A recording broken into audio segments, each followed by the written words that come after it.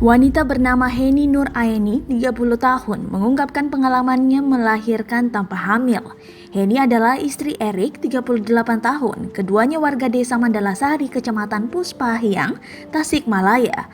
Heni menjelaskan dirinya tak merasa sedang hamil, namun tiba-tiba perutnya mengeras dan membesar hingga lahirlah anak ketiganya.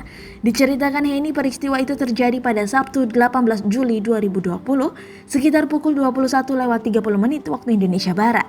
Saat kejadian itu, padahal dirinya sedang merasa tidak mengandung, bahkan diketahui juga sedang mengalami menstruasi.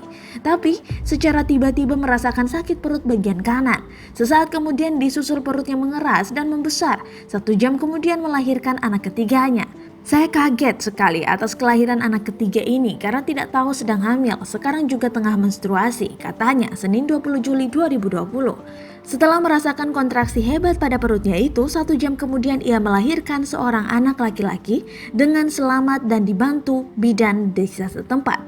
Meski merasa banyak kejanggalan dalam persalinan anak ketiganya, tapi ia mengaku bersyukur karena bayinya lahir dengan normal dan sehat dengan ukuran 3,4 kg serta panjang 50 cm. Setelah lahir, anaknya itu langsung diberi nama Lingga Cipta Radeva.